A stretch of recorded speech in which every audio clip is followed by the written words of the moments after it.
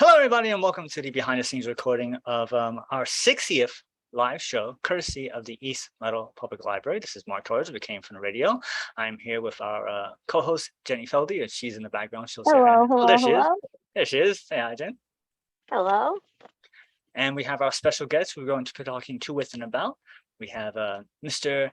JP, as he's most well known, but his official title, right? Your official title is Mr. Jay Pellicano from the Long Island Comic Fest. Yeah, JP just kind of stuck because that's the Facebook name. I didn't want to put my full last name, and it's stuck like glue. So, hey guys, how are you? So this is going to be recorded on our YouTube page. So without further ado, we're going to start right now. The following is brought to you in part by MFC Studios. The views of the show's host and guests do not necessarily reflect those of the management, owners, or staff of this radio station. And now, it came from the radio.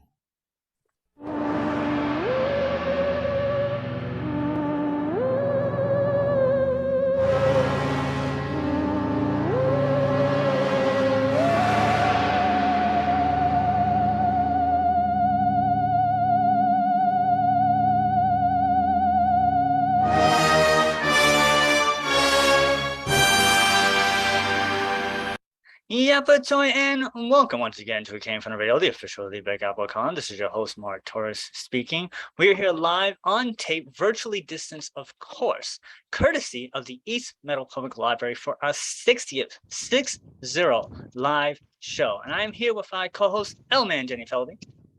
Hello, good evening, everyone. And we have our special guest who we're going to be talking to, with, and about, which is awesome because he's here with us, Mr. Jay Pellicano from the Long Island Comic Fest. What's up, guys? Thank you so much for having me tonight. So before we do any of that, as I mentioned, we're going to be talking to Jay in just a few minutes, but we have to take it away with the news. It's morphin' time!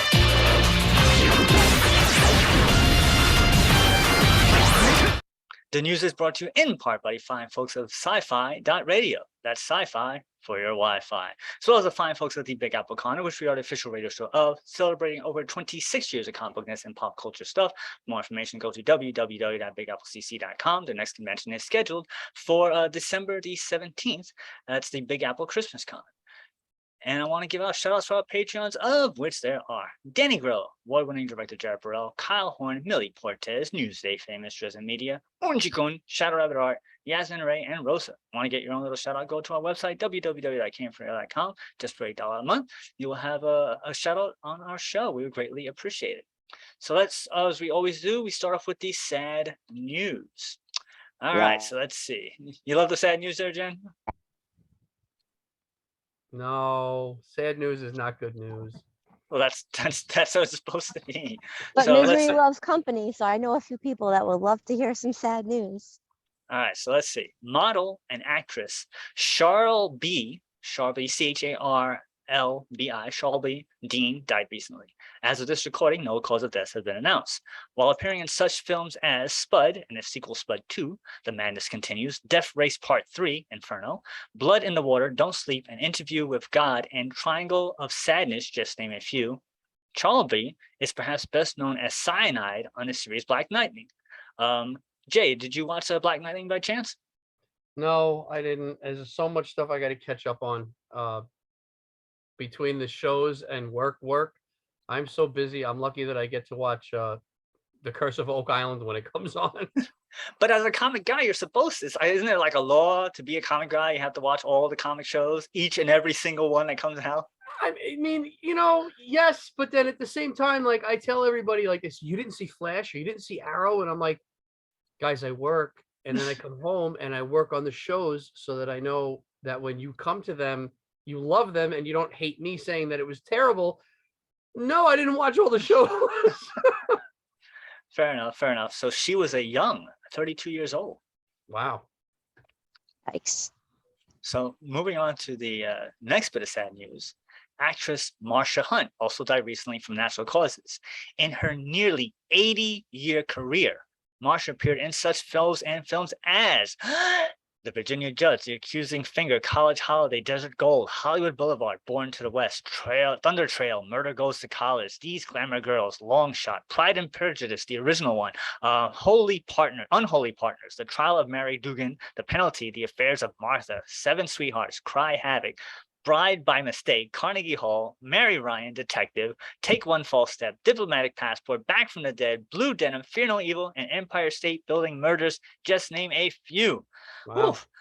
She was a spry 104 years old. Wow. Well- God bless her. Now, what's amazing is that through all those, like that's just a slither of all the stuff she's been in. So if you look her up, and if you're an old time movie fanatic, you've probably seen her work. So let's see, last bit of sad news. Actor Jack Lee Ging also died recently, and also no cause of death has been announced. While being perhaps best known for portraying Lieutenant Ted Quinlan in 31 episodes of the NBC series Riptide, which ran from 1984 to 1986, and that of General Harlan Bo Fulbright on NBC's series The A-Team, which tracked down the team, but instead of turning them in, persuaded them to travel with him to Vietnam to try and find his long-lost offspring. Harlan is shot and killed, and in his dying moments admitted that he realized the A-Team were innocent, as they were willing to help him at any cost despite them being criminals on the run from him. So he was one of the guys that was chasing him throughout the series. He met up with him. You remember that episode? Yeah, I remember him. Yeah. So Jack also appeared in such films and shows as Ghost of Drag Strip Hollow, Test of Storm Country, Terror in the Sky, Play Misty for Me, High Plains Drifter, that was the Killer Snake movie, The Disappearance of Flight 412, Mackenzie's Raiders, Tales of Wells Fargo's The 11th Hour, Mannix, and PSI I Love You, just name a few. So you remember, Jay, him entirely. Can you mention about his work, if any way, shape, or form? Well, I remember him from A-Team from when I was a kid, because that was airing when I was a kid. So, A-Team, Dukes of Hazzard, like all those shows, as kids, we were watching them. A-Team was actually one of my favorites. And I remember that everybody hated that guy because he wanted to arrest them. He wanted to put him away. And then it ends up, oh, look, he realizes, he's a big dummy. He's a jerk. And they're all innocent. But I do remember that guy because we hated him. And now I feel bad because he passed away. And we're like, oh, we couldn't stand that guy. Well, that means that's a testament to his acting ability, that he did such a good job that you hated him. Yes. True. Harlan. So he was 90 years old. So that's it for the sad news. We're going to move on to our not as sad news. He was hated for many years. Yes. Sometimes though, the villains, as hated as they are, sometimes the villains have the most fun time at that particular show doing what they're doing because of the heat that they get, and they get a lot of attention for it. Yeah, that's what they say. Always. The villain, as an actress, Jen, can you agree that the villain is the better part? Yeah, I'm a villain in a lot of things coming out. Yeah, it's the best. But people really think I am whatever character I play, so it's actually problematic in real life. Very problematic, Remember to actually. separate reality from fiction, folks. Yeah, people can't. So moving on to the not as sad news. From the "we didn't even see part 2 yet" department, none other than James Cameron has announced that not only has Avatar's post-production is significantly underway and filming continues on Avatar Part 3, but production on Avatar 4 has officially started. James says, "We mixed the schedules for 2 and 3 together based on the types of scenes and the environments. I said, let's just treat it like it's a 6-hour miniseries, and we're only going to Frankfurt, Germany once. We're only going to shoot all the scenes from 2 and 3 at the same time. That was more or less the motif. Actor availability was an issue as well. Anything that had to be done with a specific actor, we did all the scenes for 2 and 3 together, and a little bit of 4. Because, once again, I had to shoot the kids out. They're allowed to age 6 years in the middle of the story on page 25 of movie 4, so I needed everything before then, and everything after we'll do later." So Avatar 2 is scheduled for release at the end of this year on December 16th, and Avatar 3 is scheduled for release on 2020 of 2024. And now, I mean, I have no interest in seeing this movie Part 2. let Really? alone 3 and 4. Like I saw the first one, I was like, it was what it was, and that's it. I really don't have no interest. I mean, I'm probably gonna see it because I have ways to see things for free, but I'm probably not gonna go out of my way to see it. Were you a huge Avatar fan there, Jay? And I've never, What, Jen? should I see it? Did you see Avatar? No, The no, blue people? no, none of it, All right, so Jen never saw it. What about you, Jen? never. I saw it, and I had taken the movie at the time for what it was. There's a ton of things in the aspect of the creation of that movie with the effects and the CGI that I have to admit that I love. There are other parts of it where I swear I just looked at something and I went like, okay, you stole that directly out of Aliens. But I enjoyed that movie for what it was. I really did. Is it something that I would say was like Lord of the Rings epic? No, but it was a good movie. I enjoyed it. I mean, Disney made part of their park after it. This is true. So and you're that's waiting actually on, cool. are you waiting on bated breath to see part 2, part 3, and now part 4? I'm interested to see what he's gonna do, but it's not something that if I don't see it, that I'm gonna like, crawl into a fetal position and cry about. But I am interested. If it comes out, at least I should say, will I go to the movie theater? No. But when it comes out on streaming, will I definitely hit it to watch it? Possibly pay for it? Yes. Because they Okay. did What enjoy will the you? first. What will make you crawl into a fetal position and cry? There's probably quite a few things. We'll get to that after the news. That's my first question. Okay. All right. So moving on from the if it was a girl, it would be creepy department. Uh-oh. Recently, on one of my top tier favorite comic book artists, Dale Keown's, decided to do a live stream on YouTube. And after 40 minutes of live streaming or so, he passed out. The feed kept on going as fans chatted amongst themselves for 5 hours while they all watched Dale sleep, and at times, based on the chat, wondered if he was still alive. Eventually, his girlfriend was alerted, and she came in to check on Dale, who went on to resume his interaction with fans for another 20 minutes. So he did a live stream. Apparently, he might have been under the influence, passed out, and for 5 hours, people just watched him sleep. There's YouTube channels and other things where people go on just to watch people sleep. Really? Really? I didn't know about this. It's a thing. It's weird, but people do it. Wow. Now, I wonder this, if they're really sleeping or if they're faking. Well, we had Zoom during COVID. I had opened up a room for a bunch of friends, and there's times we had 30 or 40 people in there. And on 3 separate occasions, I passed out for a good half hour, 45 minutes. Oh, wow. In front okay. of the camera. In front of the camera, just like this. Whoa. Snoring, like I Wow. was out. Wow. Yeah, that's 45 minutes. We're talking 5 hours. Yeah. They might have been having a long conversation with Jack Daniels and Jim Beam before. You never know. But the point is that people stayed watching for 5 hours, talking amongst themselves, watching this guy passed out. Well, think of fandom, and Jen probably can relate to this. If you think of fandom, and I used to work in the comic book industry, and I was always a fan. I've been around, worked with Stan Lee. I've been around a lot of people that I've watched the fanboyism. Even I at times have been like with Stan Lee, I'm like, okay, I'm just gonna be professional. But there are fans that like they're that devoted. They'll sit there and watch you literally sleep for 5 hours, and they're just like, oh my God, it's Dale Keown. I No. cannot like click off of this link. Wow. It is what it is. I'm sure that I Jen get has it. experienced fans where she's like, I really I- appreciate the fact that you're a yes. fan, but buddy. Yeah, I just had an interesting fan experience just getting food just recently, and it was actually very sweet. It was very sweet. But I just couldn't relate to that because I'm not like that even with people that I'm like totally enamored by. I don't know, but it was like he was so smitten he couldn't do his job for a second. So I was like, whoa, okay, but it's very cute. So the best thing I can relate to is that there was, I'm a huge Power Ranger fan, as I mentioned many times on the show. Amy Jo Johnson and David Yost, which is the original Pink and Blue Rangers, were doing a live stream chat about an announcement or something. And Amy Jo forgot to turn the cast off. She forgot to turn the stream off.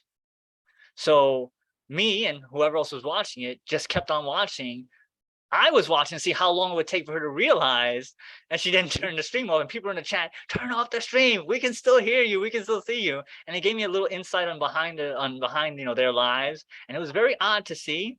But I was like, I wonder how long this is going to take. So that was about 15 minutes, maybe. But I can't imagine myself just sitting there watching someone sleep for 5 hours. Well, when you have other people talking in the chat and you have some interaction, you have to remember too, when oopsies like this happen, right? I mean, at the end of the day, any of these people, they're normal people, just like you, me, Jen. You know, Jen may be doing acting and she's on the screen, but at the same time, you know, those cameras turn off and it's a wrap. She goes home, she has a life. And a lot of the times, those lives are pretty normal like ours are, you know what I'm saying? So people sit there and they're just like, okay, the Wizard of Oz has just pulled the curtain back a little. I'm hanging out because I want to see what's going on. For sure. It's like my grandma and always forgets to hang up, and my mom too. So I always hang on to see what happens and what they say after the call. What they really think There it about you. That was wonderful. Oh, that was great. Oh, that's precious. Or I'll hear my mom doing something and I hang on. Yeah, I do wait. Anytime someone's on his cell phone, like I don't want to say his name because I love him to death, but he'll say, okay, bye. And then he doesn't hang up the phone. And he puts the phone down because he's driving or whatever he's doing. And I hear him doing the other stuff that he's doing, you know, and I'm yelling his name like, dude, you didn't hang up. And he doesn't hang up. And I'm like, all right, I'm going to sit here for a minute because this could get interesting. Yeah, it's fun. It is fun. Uncensored is the best. Behind the scenes is the best. Okay. That's what's real. Okay. You know what I mean? So moving on from the, I guess virtual cons are a thing of the past department. None other than Warner Brothers has announced the cancellation of their DC Fandom event for this year. Originally, due to the pandemic, in 2020, which was 2 years ago, a virtual convention was created to showcase all of the DC content, consisting of comics, TV shows, movies, and the stars and creators holding virtual panels to discuss their many projects. The first DC Fandom took place on August 22nd, 2000. August 22nd, 2022 for an 8-hour live stream that earned a combined 150 million views. Executives say, with the return of in-person events, Warner Bros. Discovery is excited to be able to engage with our fans live at numerous Comic-Cons around the world and will not be scheduling DC Fandom for 2022. Now, I think it's interesting that it's a sign of the times where I thought virtual cons was going to become more of a hybrid event as opposed to just being erased totally. Now, as a convention organizer, Jay, do you think that there was a place for virtual, or was it just a band-aid for the lack of conventions? Well, during the heat of COVID, in one of the groups that I co-run on Facebook, I'm a moderator, Low Grade Comic Collectors, we actually had done a virtual con. We weren't sure what we were really doing, but we said, you know what, let's give it a shot and see what happens. And at the time, it most certainly did serve a purpose because people were locked home. There was nothing else to do. You know, now they're binge buying on eBay and stuff like that. And the virtual con had a place, but where it falls short, and I think where it will always fall short, and ultimately I think is going to be its demise, is, I don't know about you, but when I can go to New York Comic Con and I could see the boys that I know that work at Marvel, I can walk over to Image and say hello to Todd McFarlane and go down to Artist Alley and see a host of guys that I used to work with or that I know. And for the fans, it's equally as important. That face-to-face time, you'll never be able to substitute it. So even on a live stream, yeah, it's cool if they can type something and you can respond to them. It's not the same though. It's just not the same. And I think it's going to be short-lived. Fair enough. Jen, you have any 2 cents on that? Agree. Yeah, no, agree. Actually, I just was going to support a girl I did makeup for.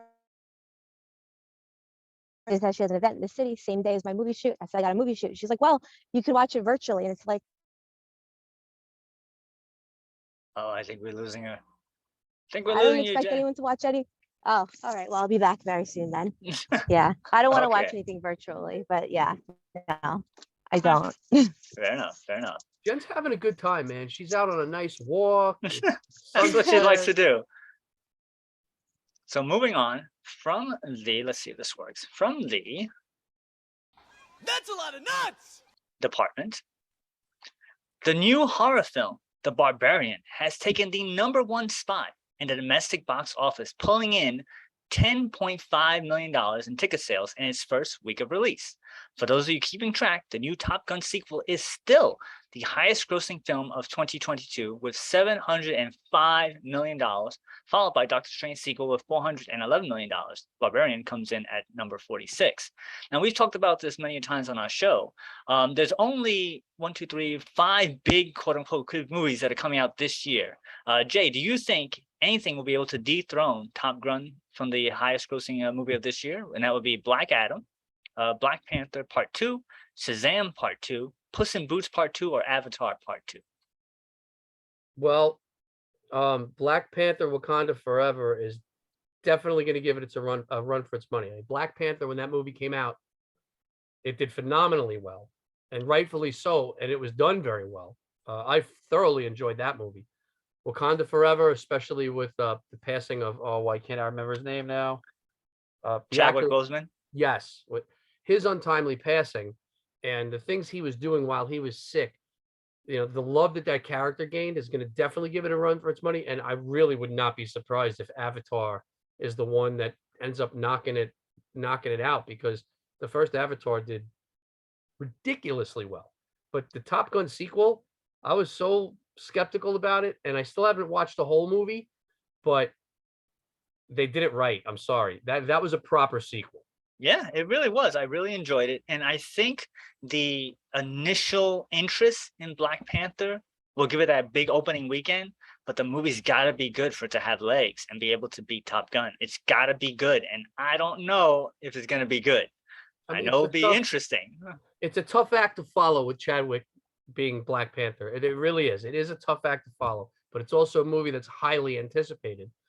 Avatar is so overly hyped, it may not get the distance, but it may get the opening weekend. But to last as long as Top Gun has, you're right. That's gonna be tough. I mean, I don't know if anything's gonna pull that off until really the next Avengers comes out. Maybe. And the thing is, this Top Gun movie, if the trend continues, might be the shift that everybody's been talking about for the past 2 or 3 years, that there's going to be a shift away from the superhero genre into other things. So there we have Tom Cruise being in the biggest movie of all time, one of the biggest movies. He's getting there. I think he's at number 6 as the top grossing movies of all time. So I think it's gonna hold on. It really all depends on how good the two movies are. Everybody that I know that saw Top Gun 2 to its completion, I knew almost nobody that had anything bad to say, and they all said if there was really honestly going to be a sequel, this was the right one. And they say, and people have been talking about how they did what they did right more than what they did wrong. Yeah, it was very satisfying. Like I was once again, I was surprised at how good it was. I heard about it. I was like, yeah. And I was like, holy crap, it really is good. And for me, having not been a huge Top Gun fan and watching it way back when, the sequel is able to fill you in on everything you need to know. It gives you all the beats you need to know the original movie, and it keeps it moving. I was like, wow, that's pretty darn good. I'm a major fan of the original Top Gun, because the Tomcat, that's the plane that Tom Cruise flies, was built literally around the block from my house. I watched them build them here in Bethpage, and then I went out to Calverton plenty of times and watched them actually fly, come in and land. So, and that's the satisfying part of 2 for me, is I got to see that plane again, and I love that jet. All right. So finally, our last bit of news, also from the That's a lot of nuts! department.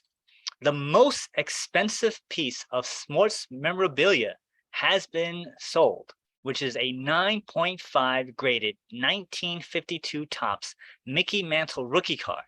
And it has been sold for a record $12.6 million at a recent auction. The seller was a 75-year-old man named Anthony Giordano of New Jersey, who originally bought the card for $50,000 in a New York City show in 1991. Now, you run a convention. Do you ever think that you would see a sale like that high for a baseball card or any type of memorabilia? Let me tell you something. I have Mickey Mantle's autograph on an 8x10 right there on the wall. And for certain cards, would I have thought it would have been a Mantle? Absolutely not. I would have thought that it would have been the Honus Wagner or a Babe Ruth or even a Gehrig or a DiMaggio. I would never think it would have been the 52 tops Mantle, because as many of them got flipped, because that's what kids did with them back in the day, or put in the spokes of a bicycle and they just got lost. There are quite a few of those cards around. They're still, don't get me wrong, very rare, but that condition, especially post-COVID, it doesn't surprise me at all. Because if you look at COVID and look what went on with sports cards, non-sports cards, all these hobbies that when we were kids in the 80s that came out, they're out, that, you know, they were nothing for years, right? And then COVID hit, and all of a sudden you saw all these hobbies come back. For crying out loud, the Marvel Universe Series 1 cards, the Stan Lee card, it's called Mr. Marvel. I have a stack like this. They were selling for $175 each on eBay, and I'm like, no, this can't be. It was totally true. Wow. So yeah, it doesn't surprise me at all. And you know, again, it's the Mick. I mean, it's Mickey, you know. All right, fair enough. So we lost Jen, so hopefully she'll be back. But with that, we're going to take our break, and we'll be right back with Came from the Radio. Hey everybody, this is Todd McFarlane of the record-setting Spawn comic series. And if you're looking for any kind of cool conversation about creators, about entertainment, about all that good stuff, you go to It Came From The Radio. You're listening to the right spot. This is Quentin Flynn, a popular voice actor known for Axel, Timon, and Raiden from the Metal Gear series. And you're listening to It Came From The Radio. Stick around. Hey, I'm Mike Kingston, the writer and creator of Headlocked. And I am WWE Hall of Famer Jerry the King Lawler. And guess what you're listening to? You're listening to It Came From The Radio. Hi, this is Amy Jo Johnson, writer-director from the film The Space Between, and you're listening to It Came From The Radio.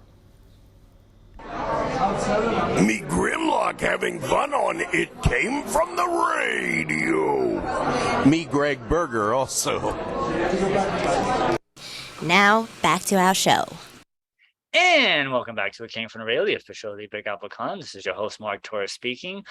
Courtesy of the East Meadow Public Library, we are here, virtually distanced, of course, for our 60th live show, courtesy of the East Meadow Public Library, where they have tons and tons of programming every single day, except when they're closed.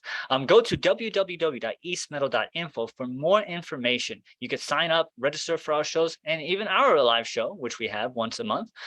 They have tons and tons of programming for all ages, and most of them are free. So make sure you go to www.eastmeadow.info and sign up and register today. And I am here with none other than Long Island Comic Fest. Is it Fest? Long Island Comic Fest. Right behind me. But it's Long Island Comic Fest, but it's the ownership, so it's Long Island Comic Fest. Okay. Right? Mr. Jay Pellicano. What's up, guys? Welcome back. So, Jay, I've known you for a couple of years. I guess the question I always talk to about tons of event organizers is, why do you make a convention? Because I've spoken to them, I've seen the behind the scenes, I've seen the hecticness of running a convention. Why in the world would you want to do that? Well, it's actually really simple, and it's something that everybody tells me that I'm nuts for doing for the reasons I do it. But so there's two trains of thought with conventions or shows. You've got promoters that do it for the money, and then you have promoters that are doing it because it's something they want to do. I luckily, thank God, I fall into the category of I'm putting on the shows that you guys see behind me on my drop, because I wanted to bring back the old school comic book show the way that I remember it when I was a kid, very much thanks to none other than Mike Carbonaro, because Mike used to have a comic book show in the basement of a church in the city. You could go to that show, you could buy, sell, trade, you could meet artists, and it was wall-to-wall comic books, and it was about the comics and it was about the creators. And if you were a comic fan, now mind you, back in the day, some of us were doing this stuff before it was cool. Like if we wore a Captain America shirt to school, we might have gotten a fight because you got picked on. So we did this before pop culture accepted and embraced our hobbies and our section of pop culture. So for me, being that I used to work in the comic book industry, I mean, I've worked New York Comic Con with Marvel. I've done a lot of different things. I always listen to the fans and I listen to the vendors, but the fans specifically, I can't tell you how many times over the past 20 years that I've heard fans honestly and legitimately complain. I'm a comic fan, but where are the comics? Like there's almost nothing for me on the floor to buy outside of like the show exclusives and stuff. You know, people want to dig, they want to fill their runs. They want to look for that key that they finally saved up enough money to go and get, for instance. So I had always wanted to do something. And then finally, just before COVID, I said, you know what? I know exactly what I want to do. I want an old school style show. I want it to be a real comic book show. And I want to cater this to the people that have the same interests that I had when I was growing up and still do.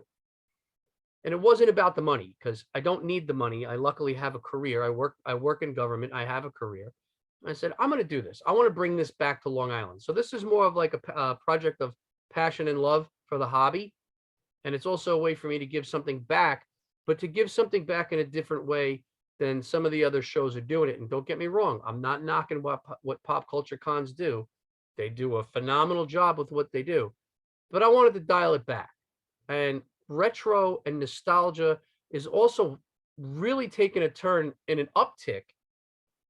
What better way to do it than say, hey, you know what, Long Island and the tri-state area, I'm going to give you what we used to experience way back in the day. So what the OGs were doing 30 years ago, I'm going to give it to you again. And some people told me I was crazy and that it wouldn't work. And some people told me I was nuts, that I wasn't worried about the money, because I'm really not. The only thing I care about is that the show doesn't lose money. And so long as that doesn't happen, I'm happy. And I pulled the trigger and we did the show, and the show has been successful. But, you know, getting into doing this, it took 2 years of heavy thinking before I pulled the trigger. So I would tell people, yeah, we're all insane for doing this, because it's not an easy thing.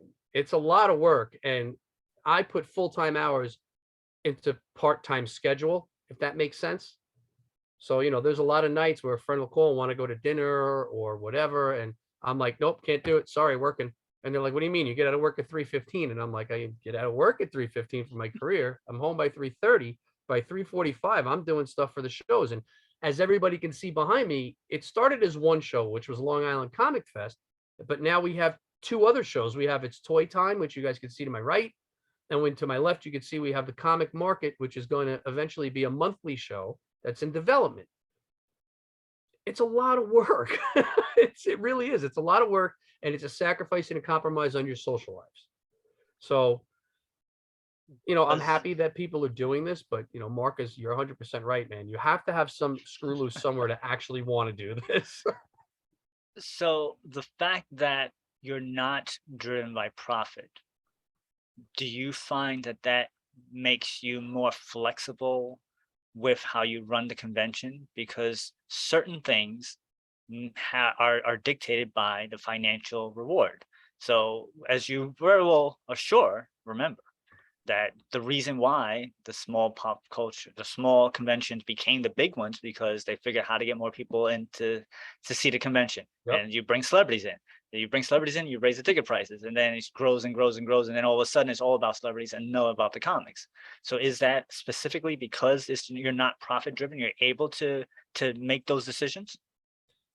That is actually one of the foundation reasons that my shows exist, is that nobody doesn't care about the money.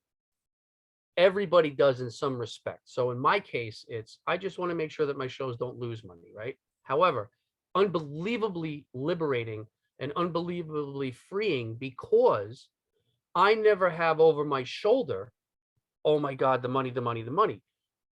I know that what I need to have covered is covered. So long as that's done, whatever happens after that, and as far as I'm concerned, is a very blessed bonus, if that makes any sense. So the guys that are driven by profit, yes, it's forced a lot of cons that have grown bigger. They've done other things. They cost more money. I mean, I'm not knocking New York Comic Con. I love the show. I know guys over at Reed Pop, and I love them to death. When I go to the show, we go out to dinner. If you look at how New York Comic Con and San Diego Comic Con specifically have changed the environment across the nation and to some extent across the world on cons in general, there's some people that are priced out of even going to them. You know, that's a big problem. And then you also have fans that feel very left out when they go to the show because there's not enough of what they want. They don't have a choice at this point. You know, they're so big that it's like what we said when the banks failed. We said they're too big to fail.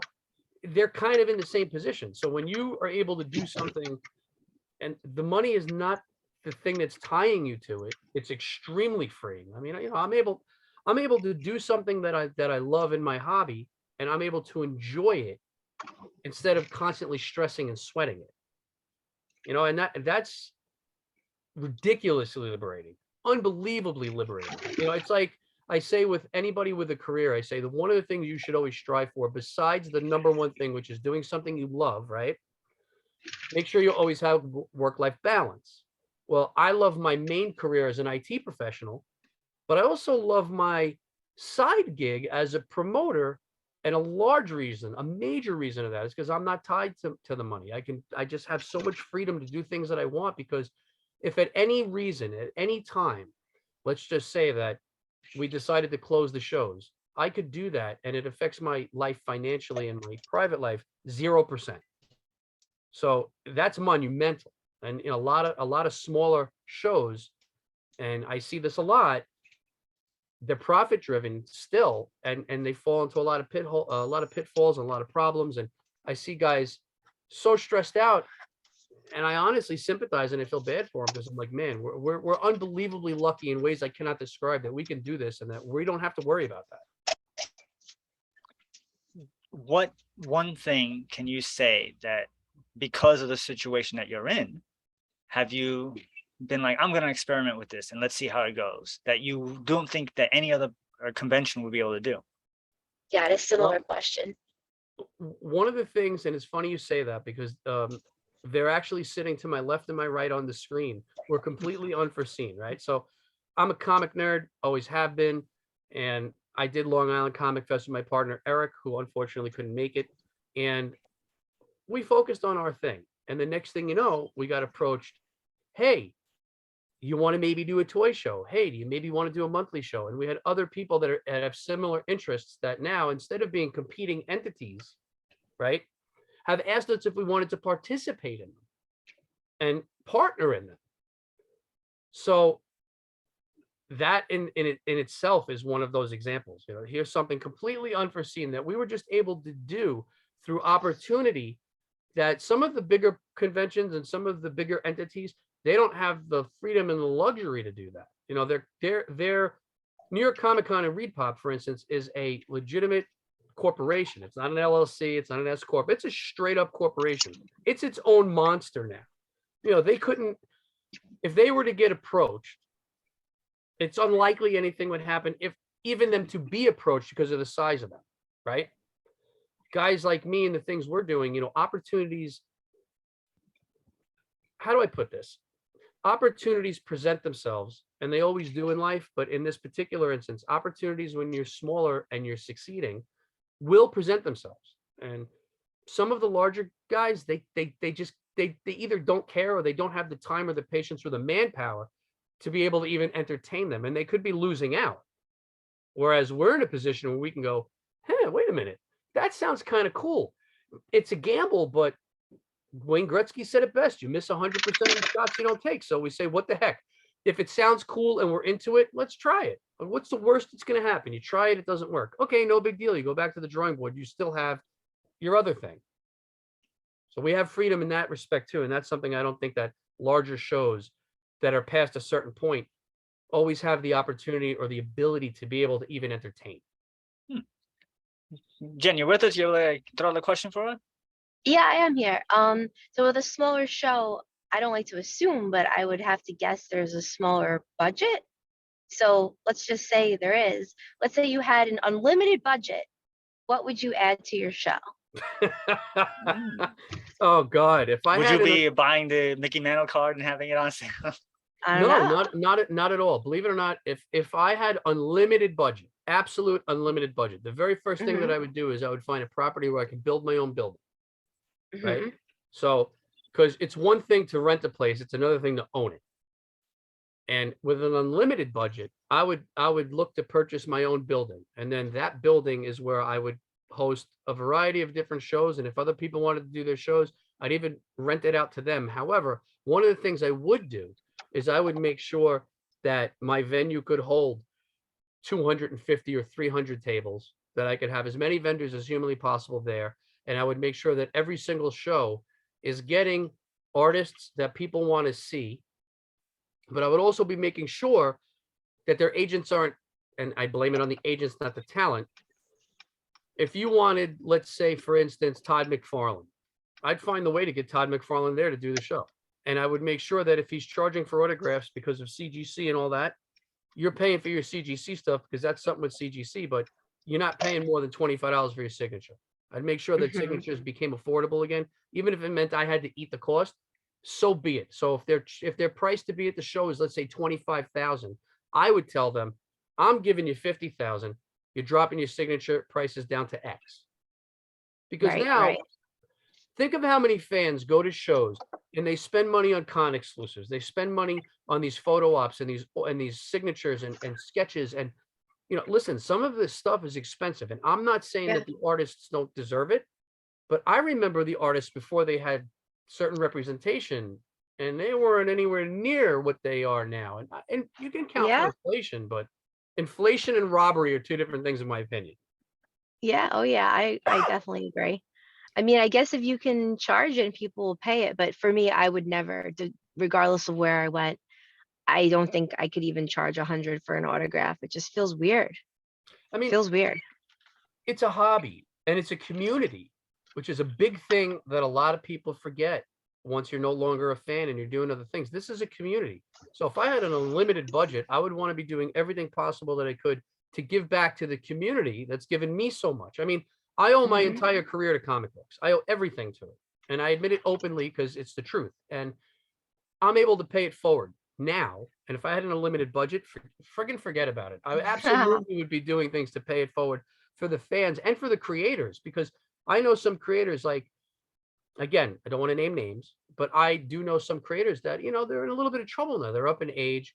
They have health issues. That's why we're doing a fundraiser for Hero Initiative at Long Island Comic Fest, try to raise money so that they can help these guys in need. But if I had an unlimited budget, I'd be finding the ways to make sure that those guys, like the Don Perlins, who I love to death, could get to the show or have an outlet to make some good money without it hurting the community. And I would be doing things like that too, because by the end of the day, like I said, it's a community. And well, I hope you get an unlimited budget then, because it sounds like you'd pay it forward. And I know I would too. And now this is recorded, so we have to be held to that if we get unlimited budgets. I have absolutely no problem with that. None Me neither. whatsoever. Because I'll tell you right now, could you imagine how cool that would be to be able to? It's one thing to be able to do whatever you want, like within your budget, right? It's another thing to be able to do whatever you want and not have to worry about the money. So, all right, I could blow 500 million right now and it doesn't matter. Awesome. I already know what I'm doing. Name the big name. They're going to be at this show. You're not paying for signatures. Maybe it's $5. Maybe it's $5. I'm making sure that I could do stuff like that. That would give back to the community. The draw would be insane. I mean, forget about it. The draw would be absolutely crazy. And that's good. You do it a 4-day show, just like they do at New York Comic Con in San Diego, right? And then just do it for the fans. I make sure there's variants made for them. There's all sorts of stuff made for them, and prices would all be affordable. I was just thinking you can have a watch Dale Keown sleep panel and charge $5. That's funny. We could put him in a plexiglass room, right? And then it's a one-way view, so he can't see out, but they could all see in, and people could just walk by and just sit in chairs and watch him, like in like recliners. That'd be hilarious. What are some more things you'd like to see done at shows that you aren't happening?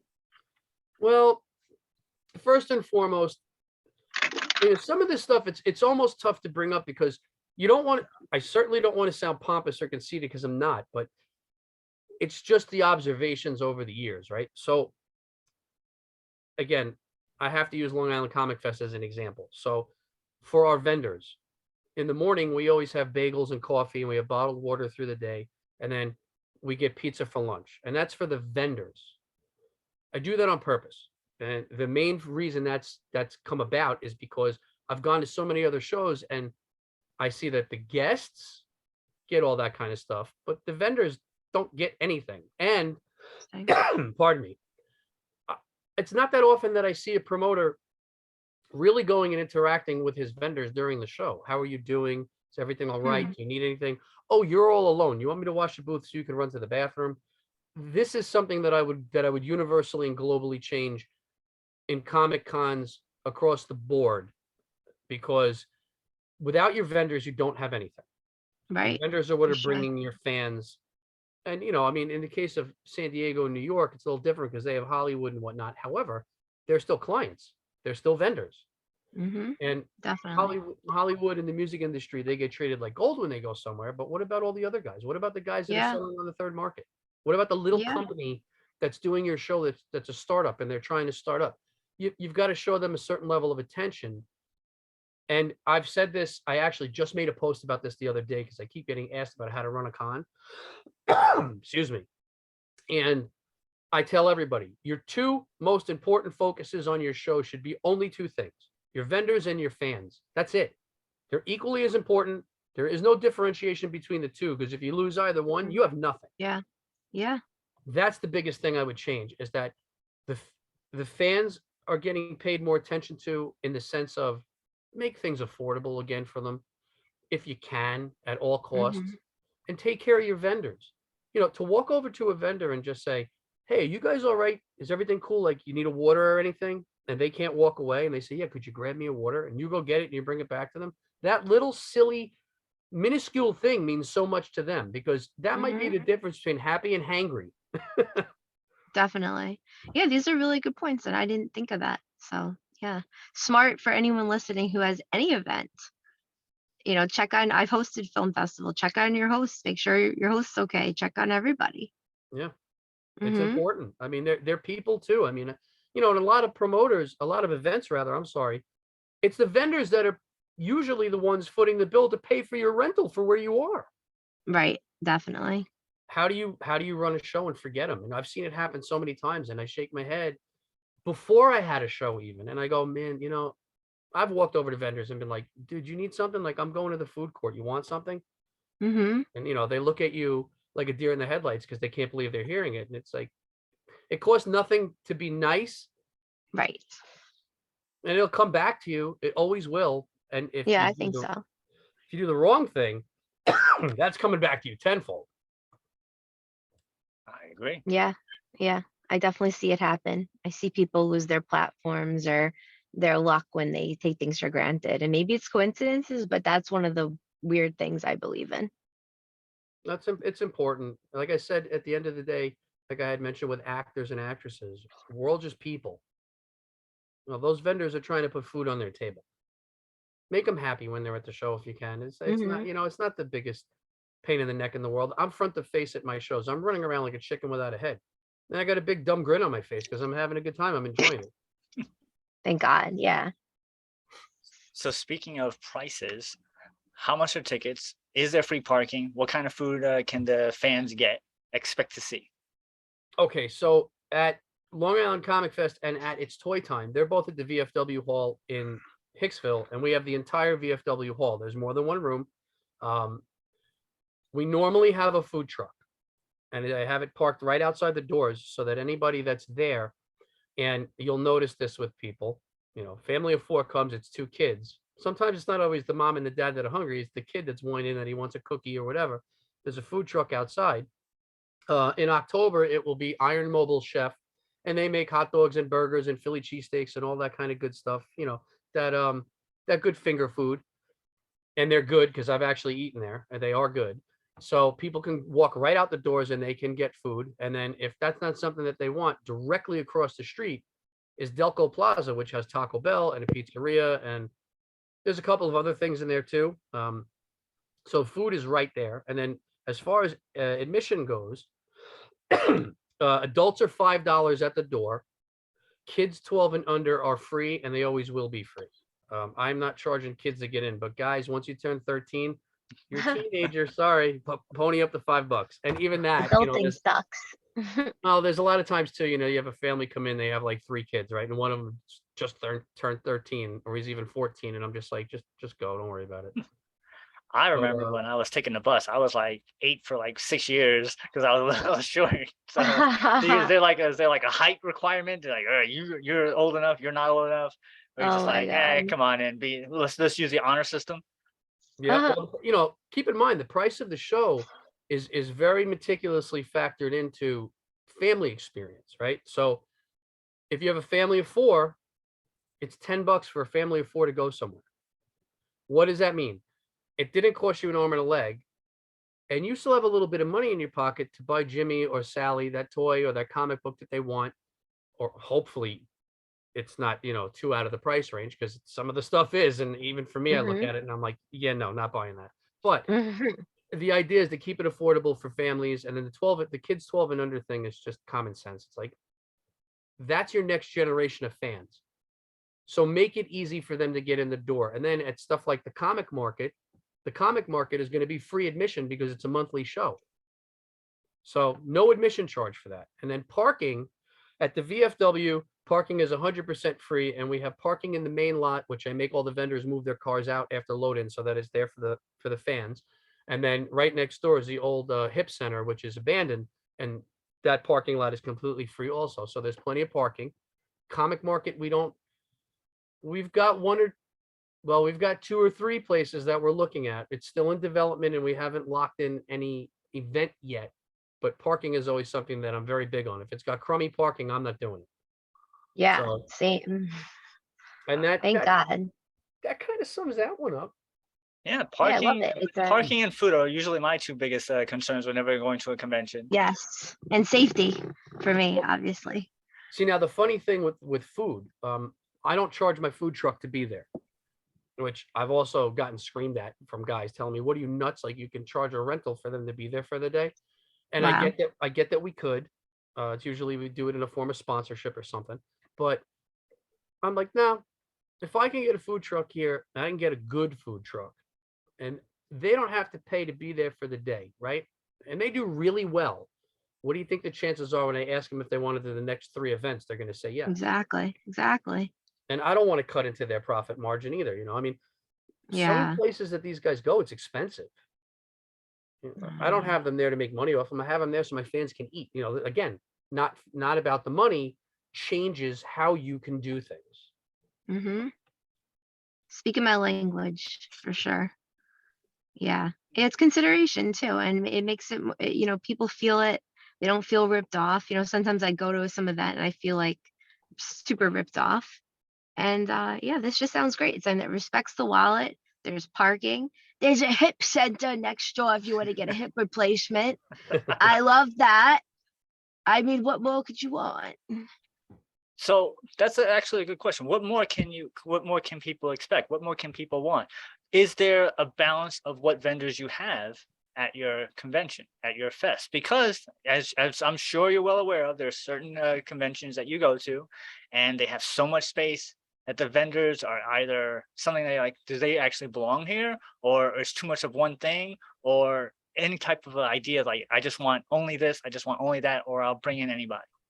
Well, Long Island Comic Fest is and always will stay true to the roots of the fact that I want an old school comic book show like what we remember when we were kids. So fans walk in that door, I guarantee you're going to see wall-to-wall comics in multiple rooms.